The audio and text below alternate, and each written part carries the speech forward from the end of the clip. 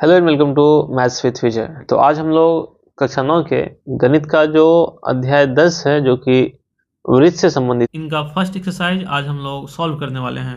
तो आइए हम लोग देखते हैं जो 10.1 के जो क्वेश्चंस है इनको भी हम लोग सॉल्व कर लेते हैं। जो पहला क्वेश्चन है यहाँ पे, इसमें कहा जा रहा है कि जो खाली स्थान को भरना है। फर्स्ट क्वेश्चन है कि जो वृत्त का केंद्र वृत्त के डैश में स्थित होता है। तो अगर हम यहाँ पे बात करें जो वृत्त के केंद्र के बारे में बात करें, तो जो जो फिगर है हम लोग यहाँ पे देखें तो जो केंद्र है यह कहाँ पे होता है, वृत्त के अंतःभाग में होता है, यानी कि अभ्यंतर में होता है। अंतःभाग को ही हम लोग क्या कहते हैं, अभ्यंतर कहते हैं। तो जो इसका आंसर है ये क्या हो जाएगा, अभ्यंतर हो जाएगा करेक्ट आंसर। नेक्स्ट हम लोग अगर देखें यहाँ पे जो सेकंड नंबर का क्वेश्चन है, इसमें यह कहा जा रहा है कि एक बिंदु जिसकी वृत्त के केंद्र से दूरी त्रिज्या से अधिक हो वृत्त के डैश में स्थित होता है। तो यहाँ पे ये कहा जा रहा है कि अगर हम कोई एक बिंदु ले लेते हैं जिनकी जो दूरी है, डिस्टेंस है, वो क्या हो रही है, वृत्त के जो त्रिज्या है जो कि यहाँ तक खत्म हो जा रहा है, तो इनसे भी ज्यादा है, यानी कि बाहर निकल रहा है, बाहर बाहर निकल जा रहा है। तो ये जो पॉइंट है, अगर हम मान लेते हैं यह पॉइंट जो है अगर ए है, तो इनको हम लोग, इस पॉइंट को हम लोग क्या कहेंगे, तो यह क्या कहेंगे इनको, या फिर कहाँ पे यह स्थित होता है, तो यह बहिर्भाग में स्थित होता है, यानी कि बाहर में होता है। तो इसका आंसर हो जाएगा बहिर्भाग हो जाएगा। नेक्स्ट यहाँ पे कहा जा रहा है कि जो वृत्त की सबसे बड़ी जीवा वृत्त का डैश होता है। तो जो वृत्त की सबसे बड़ी जीवा है यह वृत्त का क्या होता है, तो यह इनका व्यास कहलाता है या फिर व्यास होता है। नेक्स्ट जो क्वेश्चन नंबर 4 है, इसमें यह कहा जा रहा है कि एक चाप डैश होता है जब इसके सिरे एक व्यास के सिरे हो। तो इस क्वेश्चन को जस्ट हम लोगों ने अभी ही देखा हुआ था कि जब एक जो चाप है जो क्या होता है, व्यास का ही एक सिरा होता है, यानी कि ये जो है व्यास पी क्यू, अगर व्यास ले लेते हैं तो ये व्यास का ही सिरा हो जाएगा, एक ये चाप और एक ये चाप। तो ये जो चाप होते हैं ये क्या होते हैं आपस में, तो इन दोनों की जो लंबाई है, लेंथ है, आपस में क्या हो जाएगी, समान हो जाएगी, बराबर हो जाएगी। तो इसका आंसर है वो क्या हो जाएगा, तो जो चाप जो होते हैं ये क्या होते हैं, अर्धवृत्त होते हैं। ऑलराइट, नेक्स्ट यहाँ पे क्वेश्चन नंबर जो 5 है, ये कहा जा रहा है कि जो वृत्तखंड एक चाप तथा डैश के बीच का भाग होता है। हम लोगों ने जस्ट अभी अभी देखा है जो वृत्तखंड जो होता है, ये वाला जो सेक्शन होता है ये क्या होता है, एक चाप और जीवा के बीच का क्या होता है, यह एक खंड होता है। तो जो इसका आंसर हो जाएगा वो क्या हो जाएगा, यह जीवा हो जाएगा यहाँ पे, यानी कि एक चाप तथा जीवा के बीच का क्या होता है, यह भाग होता है, यानी कि हिस्सा होता है। नेक्स्ट यहाँ पे जो क्वेश्चन नंबर 6 है, इसमें कहा जा रहा है कि एक वृत्त जिस तल पर स्थित है उसे डैश भागों में विभाजित करता है। तो जस्ट हम लोगों ने अभी देखा है वृत्त के बारे में, अगर वृत्त जिस तल पर स्थित होता है इन्हें यह कितने भागों में विभाजित करता है, तो यह 3 भागों में विभाजित करता है। तो कौन कौन सा भाग था, तो पहला था अभ्यंतर वाला भाग, यानी कि जो है वृत्त का आंतरिक भाग। दूसरा भाग जो था यह इसी वृत्त पर ही स्थित था, यानी कि वृत्त पे कोई बिंदु हम लोग मान लेते हैं पी क्यू आर एस जो भी लेते हैं, यह इसी वृत्त पे ही होता है।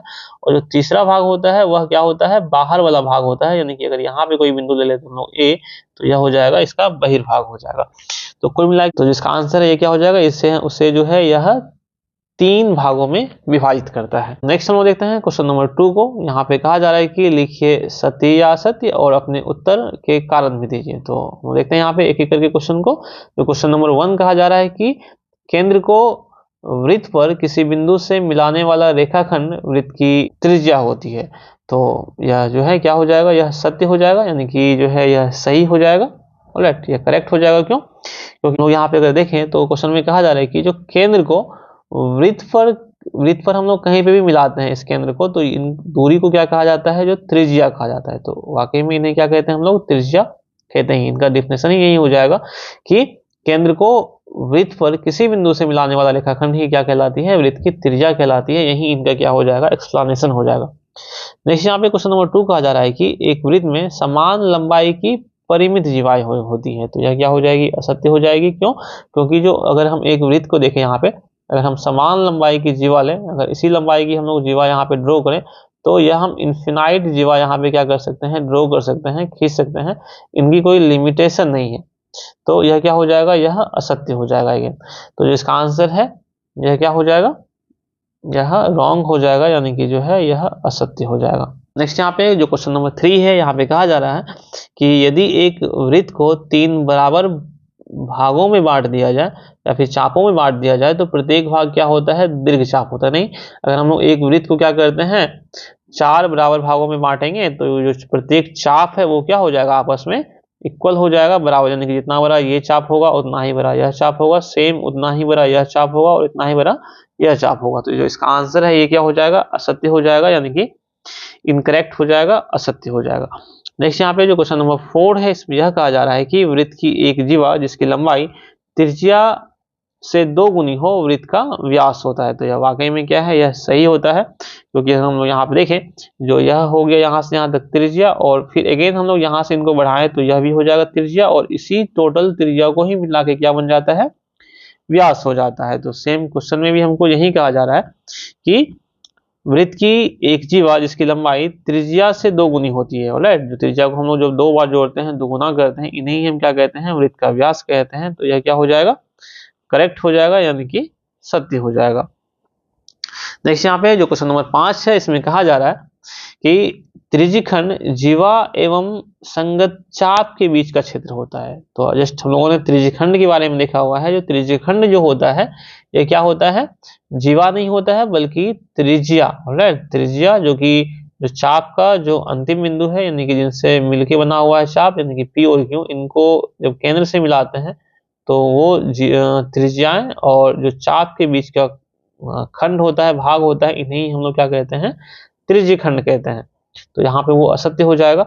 अगर हम लोग वृत्तखंड की बात करें तो ये जो है ये क्या हो जाता है, यह चाप और जीवा के बीच का बना हुआ जो खंड होता है, इन्हें हम लोग क्या कहते हैं, वृत्तखंड कहते हैं। लेकिन हमसे क्वेश्चन में क्या कहा जा रहा है कि इन्हें हम लोग वृत्तखंड नहीं करके यहाँ पे दिया हुआ है त्रिज्यखंड कहते हैं। तो यह क्या हो जाएगा, रॉन्ग हो जाएगा, असत्य हो जाएगा। तो नेक्स्ट यहाँ पे जो क्वेश्चन नंबर 5 है, इसमें यह कहा जा रहा है कि जो वृत्त है एक समतल आकृति है। तो यह क्या हो जाएगा, करेक्ट हो जाएगा, सही हो जाएगा, क्योंकि वृत्त को जब हम लोग ड्रॉ करते हैं, जब इनको हम लोग खींचते हैं तो कहाँ पे होता है, एक समतल आकृति पर ही खींचते हैं। तो इन्हें हम लोग हमेशा कहाँ खींचते हैं, तो एक समतल आकृति पे खींचते हैं। तो यह क्या हो जाएगा, सत्य हो जाएगा। तो इस वीडियो में इतना ही। हम लोग जो नेक्स्ट वीडियो है इनमें और भी जो कई सारे इंपॉर्टेंट पॉइंट्स है जो कि रिलेटेड हैं वृत्त से, इनको हम लोग देखने वाले हैं। तो जो नेक्स्ट वीडियो है इनमें हम लोग देखेंगे कि जीवा द्वारा एक बिंदु पर जो अंतरित कोण होता है, तो यह कोण किस प्रकार से अंतरित होता है और क्या क्या इनके जो प्रॉपर्टीज होते हैं, इनको हम लोग जो है वह नेक्स्ट वीडियो में देखने वाले हैं। तो इस वीडियो में इतना ही, and thank you for watching.